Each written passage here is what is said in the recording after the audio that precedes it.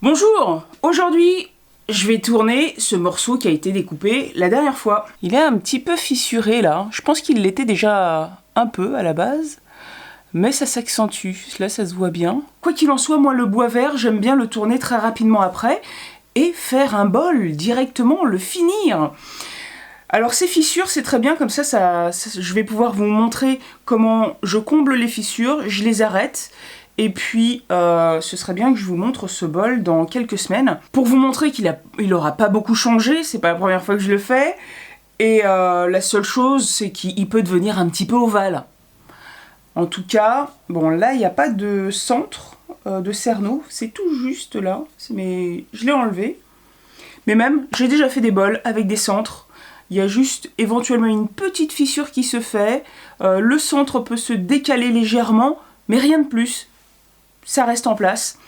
Ce que j'ai remarqué également, puisque là on est dans une période très chaude, ce qui n'est pas tous les ans le cas, et elle dure très longtemps. Donc les bols et les assiettes que j'ai tournées récemment ont tendance à devenir un peu plus ovales que ce que j'ai fait jusque-là. Ça peut être les mêmes essences, donc du charme ou du cerisier. Et pour moi c'est réellement la température qui joue un rôle déterminant sur le résultat, la déformation éventuelle des pièces. Mais, un petit exemple, il n'y a pas très longtemps j'ai fait cette petite coupelle et elle n'a pas franchement bougé. C'est peut-être le grain, je sais pas. Il y en a d'autres qui se sont carrément plus déformés. Je les ai montés. On voit que c'est bien ovale, et pas forcément un ovale régulier. Moi, franchement, ça ne me gêne pas, je trouve ça assez sympa. Même quand c'est pas super stable en dessous, c'est pas non plus en train de gigoter comme ça. C'est des bols, je les utilise des fois pour manger, et ceux que j'ai utilisés jusque-là sont pas déformés au point de trouver que c'est désagréable à utiliser. Voilà. C'est vraiment un tout petit truc. Je fais toujours part de toutes les petites remarques. Pas uniquement des gros trucs énormes qui se voient et avec lesquels on a un peu de mal à vivre. Non, je fais toutes les remarques. Désolée, j'ai oublié d'appuyer sur enregistrer, mais je commence toujours par faire un cercle en utilisant donc le point central de la découpe. Et en réalité, je vais pas mettre le plateau là, je vais mettre ni la queue de cochon, je vais mettre autre chose parce que les deux, le plateau comme la queue de cochon, il faut faire un trou pour la queue de cochon et ça va rentrer. Et le plateau, il faut le visser. On peut mettre des vis qui vont pas si loin que ça. J'ai toujours peur de manquer d'épaisseur, d'autant que là, il va falloir faire un tenon. Donc moi, ce que je fais, c'est que j'ai une pièce tournée sur laquelle il y a un tenon et je viens la coller ici avec de la colle chaude. Bon, et ben, changement de programme finalement, parce que mon tenon, il est déjà collé sur cette grosse pièce. C'est pas grave, hein. Elle a aussi quelques fissures, et elle a un centre, elle. Alors, c'est vrai que ce qui est périlleux là, c'est que comme la découpe était pas bien droite, elle est pas... Comment dire, elle n'est pas collée sur toute sa surface, cette pièce. Donc ça me fait un peu flipper. Voilà le tenon de plus près, bon c'est un peu dans l'ombre, mais c'est pas bien grave, pour que vous voyez à quoi ça ressemble. Bon, ça a cette forme-là ici, parce que c'était un morceau de palette, voilà, tout simplement. Ce qui compte, c'est d'avoir un tenon. Il est peut-être un petit peu petit, c'est vrai que pour le prochain coup, je le ferai plus large. Parce qu'au fur et à mesure, quand même, l'air de rien, ça s'écrase. Et donc là, je suis vraiment à la limite du serrage. Et sur la mâchoire, le serrage, il doit se faire à un certain niveau, ni au-dessus, ni en dessous. Si le cercle est trop grand, en fait, vous allez faire pression sur ces angles uniquement, entre la pièce et les angles là. Et ce qu'il faut, c'est que la pression se fasse sur toute la surface. Donc en fait, on voit là que si j'ouvre, le cercle se déforme. Normalement, le bon diamètre, il est par là. Voilà. Pas plus grand ni plus petit. Donc il faudrait toujours serrer par là. Je vais positionner ma pièce. Et ensuite, je pense que je vais changer d'angle parce que Là, vous verrez pas ce que je fais, puisque je travaille derrière. Je fais en sorte de bien plaquer. J'aime bien serrer sur les... Il y a 2 trous à l'opposé de la mâchoire. J'aime bien serrer les 2. Bon, alors c'est pas trop mal équilibré. Mais au début, je vais quand même mettre la contrepointe à cause de ce manque d'adhérence là dont je parlais.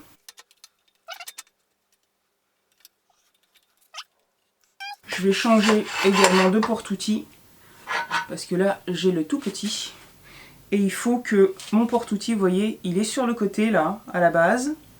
Il faut qu'il soit relativement proche.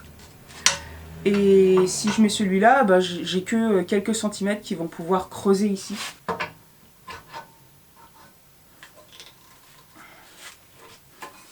Je le mets en place et je le serre. Pour pas qu'il bouge pendant le tournage, parce que l'air de rien, surtout au début, comme l'adhérence se fait pas à 100% sur la surface de la pièce, bah, y a des chocs. Et les chocs ont tendance à desserrer la base du porte-outils, où là, bah, justement, comme lui, il est sur un pied, une queue qui est démontable, on peut démonter le porte-outils, et ben ça peut avoir tendance à le dévisser aussi. Alors je vais vous mettre là, mais alors c'est juste à côté de moi, hein. J'espère que ça va bien se passer. Le réglage du porte-outils, il est à l'envers. Ah, il est à l'envers parce que ça doit être côté bois. Bon voilà, hop, je vais le retourner. Là c'est mieux. Bon, ce qui m'embête beaucoup sur ce tour, c'est que les poignées de serrage interfèrent. Ça c'est agaçant. Voilà, alors d'abord je me positionne. En gros pour voir, ça va, ça passe. Je vais pas jusqu'au bout, donc je vais me décaler un peu, je peux. J'ai légèrement de la marge. Il faut quand même regarder ici, là, la base, parce que cette surface de la pièce, elle n'est pas non plus très, très droite, donc elle peut aussi toucher sur la base. Du coup, je suis à peu près, hop. C'est très important de regarder qu'on est à la bonne distance partout. Il faut être suffisamment proche, mais pas trop non plus, hein. Parce que des fois, je suis un peu trop... Au début, j'étais un peu trop collée. J'avais tendance à être un peu trop collée. Et puis, quand même, il faut un peu de distance, quoi. Alors, je sais que déjà, le point le plus bas, c'est celui-là. Il va falloir que j'arrive au moins à ce niveau-là. La poupée aussi, elle est bien serrée. Et évidemment, mes gouges sont affûtées. Je suis équipée. Alors, je vais commencer avec cette gouge. J'aime bien commencer avec elle parce qu'en réalité, j'aime bien garder l'autre, qui est ma préférée, pour la finition. Je suis sur la vitesse la plus lente. Il n'y a vraiment pas de peur à avoir parce que là, on est entre pointes. Donc c'est très sécurisé. Vous voyez quand même, ça vibre, hein. Je ne sais pas si vous en apercevez.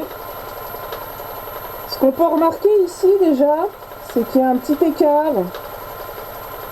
Donc ça, de toute façon, ça va devoir être enlevé de la surface du bol. En réalité, on peut voir déjà l'image, l'ombre, enfin je sais pas comment le décrire, mais ça fait comme si on voyait déjà la partie qui est pleine et les ombres, entre guillemets. Donc c'est que la partie pleine qui va pouvoir être utilisée.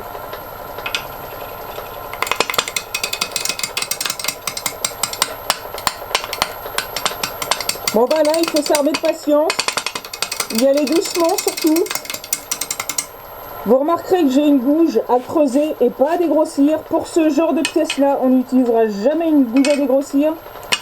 Les gouges à dégrossir, c'est uniquement pour les pièces en longueur. Je travaille sur toute la surface en fait pour pouvoir avancer le porte-outils au fur et à mesure. Au bruit, je sais que c'est toujours pas plat en fait. Quand j'entendrai que c'est un bruit continu de creusage, ce qui n'est pas le cas là, sur la partie qui est pleine, et ben je saurais que c'est rond, donc je pourrais commencer à attaquer autrement. Mais pour l'instant je creuse. Alors ce qui compte toujours, c'est de travailler le biseau avec le biseau qui adhère sur la surface. Bon là quand on dégrossit c'est pas super important, mais ça permet de limiter l'arrachement déjà. En revanche pour le reste de la coupe, c'est les autres endroits qu'on va creuser. C'est primordial, sinon on ne fait pas une coupe propre. C'est pas l'envie qui me manque d'accélérer, mais vu que ça gigote déjà beaucoup, eh ben j'ai aucun intérêt à augmenter la vitesse. Je m'arrête un coup pour voir la progression. Bon voilà, je suis à peu près plat, sauf là. Mais là, vous voyez, attaquer comme ça fait énormément d'arrachement. On voit peut-être pas à l'écran. Ça fait beaucoup d'arrachement. Et ça c'est du charme. C'est du charme vert. Et le charme vert, il y a pas mal d'arrachement quand même. Alors là, on a l'impression que c'est pas lisse, qu'il reste encore à creuser. Puisque on n'entend pas que ça creuse de façon régulière. Ça saute encore. Mais si je m'arrête, la surface elle est plane. Pourquoi? Parce que tout simplement le tour gigote. Il gigote encore beaucoup parce que c'est une pièce qui a un certain poids, un peu trop pour lui. Et ici c'est pas droit, c'est pas bien équilibré à cause du fait que là c'est plus épais que là. La pièce elle-même en fait, elle va avoir tendance voilà, à être déséquilibrée à cause de son épaisseur. Voilà. Donc ce que je vais faire, c'est que je vais creuser de ce côté-là. Pour pouvoir me mettre là, comme j'ai pas beaucoup de place ici, je peux pas mettre le pied du porte-outil. Je vais mettre une rallonge et je vais mettre mon porte-outil de ce côté-là. Alors ce que je vais faire là, et je l'aurais pas fait si le tour ne gigotait pas, je vais démonter la pièce. Si le tour ne gigotait pas, j'aurais démonté par en dessous le porte-outil. D'ailleurs, il est difficile d'accès à cause du moteur là. J'aurais risqué de plus retrouver le bon équilibre exact en l'enlevant et en remettant. Enfin, normalement si, mais pour éviter de risquer ça, je l'aurais pas fait. J'aurais démonté le porte-outil. C'est ce que je faisais sur l'autre tour. Ok.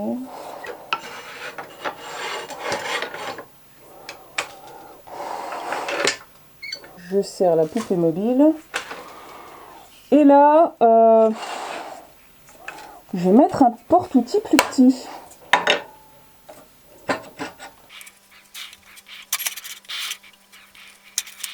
Encore une fois, je me positionne et hop, voilà, je vérifie bien que je suis à bonne distance.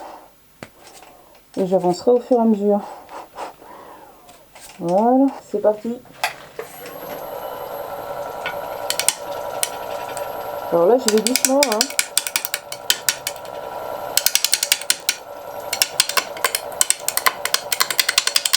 Je l'attaque sur le côté comme ça parce que je peux pas mettre plus en face.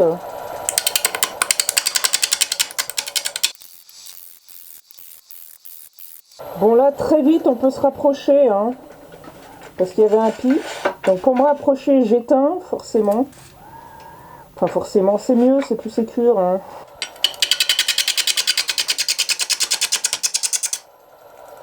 Et alors aussi, en l'attaquant sur le côté, les copeaux sont plus larges parce qu'on attaque avec une surface, pas avec la pointe, avec le côté, quoi. Ça fait des copeaux plus larges.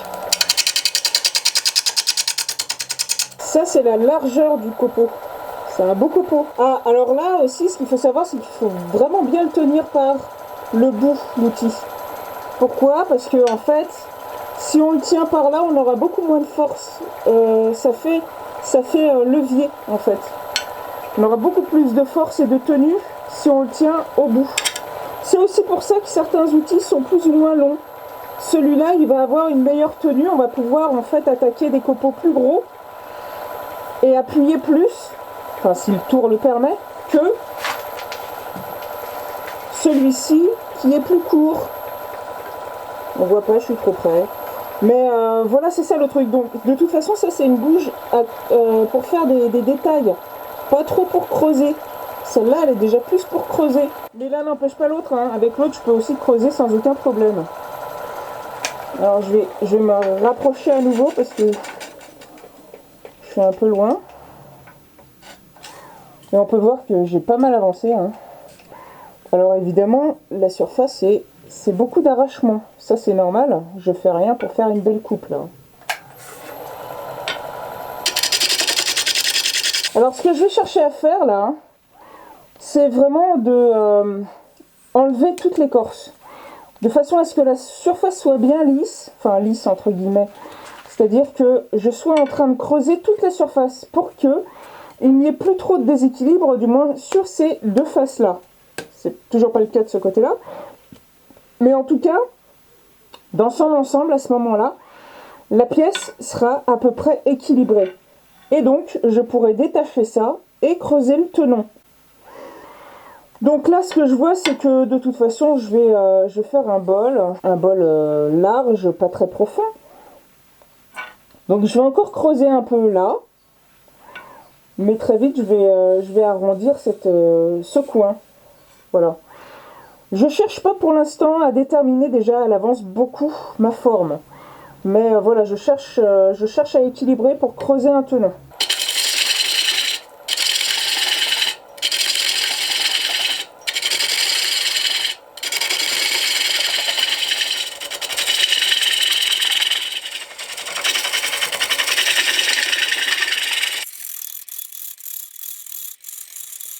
Bon là je peux augmenter un peu la vitesse hein, parce que, ne voyez pas trop parce que sinon elle se met à vibrer. Je peux pas trop l'augmenter hein, finalement.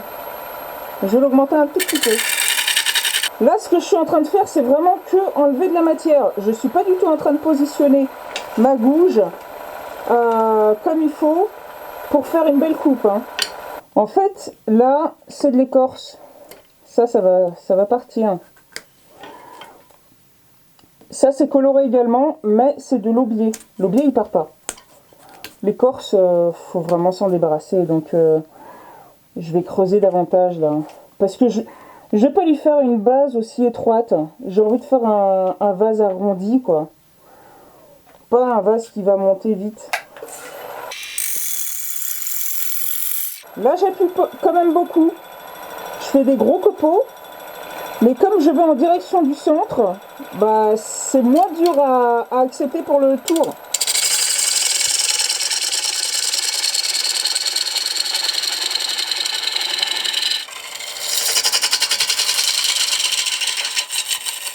Là tout de suite, ça freine, hein. J'appuie presque pas et ça freine.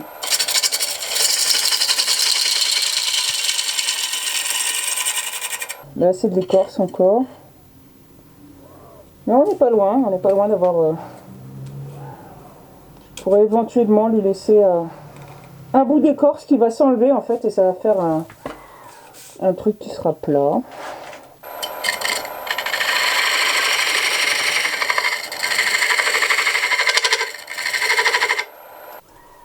Là j'ai un début de tenon. En fait je vais l'arrêter là. Il va donc faire un demi-cm, pas plus. Toute cette partie-là va partir. Donc là, j'ai déjà, ça doit certainement pas se voir à l'image, mais j'ai déjà fait un petit angle qui va vers l'intérieur. Je vais creuser avec ma gouge en me mettant comme ça. C'est-à-dire que cette surface-là, elle est à plat avec cette surface. Et ensuite, c'est ma pointe qui va faire l'angle, le petit angle qu'il faut pour que le tenon accroche bien, la mâchoire accroche bien au tenon. Donc là je vous montre d'un peu plus près. Là la surface elle est lisse, hein. Elle est bien coupée, mais ici, comme j'attaquais les fibres avec une gouge plus super méga aiguisée, bah, il y a un peu d'arrachement. Cependant la position était plutôt pas mal, le talon bien là, Et ensuite, on coupe. Donc, normalement, ça devrait être pas mal. On arrive à avoir une surface assez bonne. Mais le charme vert, il n'est pas facile à couper. Donc, ici, c'est parfaitement dégueulasse. Il y a beaucoup d'arrachements. C'est normal. Parce que là, les fibres, il faudrait les attaquer. Il faudrait se mettre... J'y arrive pas, hein. Vous montrer être dans le bon angle. Il va falloir se mettre comme ça. Toujours en talonnant bien. Parce que là, les fibres, elles vont dans ce sens-là. En gros, ouais, elles vont comme ça. Et quand je coupe celle du dessus, elle est soutenue par celle qui est en dessous, etc., etc. Donc, ça fera pas d'arrachement et ça va faire une très belle coupe. Très propre. Là, il y a encore de l'écorce. De toute façon, si je l'enlève pas, elle va s'enlever en séchant. Hein. Ça, c'est clair. Elle va tomber. Ça m'est déjà arrivé. C'est pas bien grave. Et je compte laisser un fond assez épais. Ah oui, ce que je voulais dire aussi avec le tenon, il faut qu'il soit au bon diamètre pour être bien pris dans la mâchoire. Mais aussi, il ne faut pas qu'il soit trop long. Il ne faut pas qu'il touche le fond du mort. Je vais vous montrer ça tout à l'heure, quand je le retournerai. Pour l'instant, ce que je vais faire, c'est que je vais encore continuer un petit peu à donner une forme un peu plus proche de ce que je veux obtenir. Dès que j'aurai trouvé une forme intéressante pour l'arrière de mon bol, je vais passer sur l'autre gouge bien aiguisée pour faire la passe finale. Ce que je peux faire remarquer, c'est que déjà le point le plus bas, c'est celui-là. Je vais vérifier, ouais, c'est ici. Donc j'aurai pas une hauteur plus au-delà de ça. Je vais donc, là je vais arrondir, je vais faire juste, je vais peut-être creuser un peu derrière encore. Voilà, je vais travailler la forme, quoi qu'il en soit. Je vais m'arrêter là pour cette vidéo parce que ce serait beaucoup trop long de mettre tout le tournage de ce bol en une seule fois, en décrivant chacune des étapes comme je le fais. N'hésitez pas à me poser des questions en commentaire si je n'ai pas été assez précise sur certaines choses ou si vous voulez plus de précision. Comme d'habitude, si vous avez aimé la vidéo, likez-la, partagez-la, laissez-moi un commentaire et abonnez-vous si ce n'est pas déjà fait. À bientôt.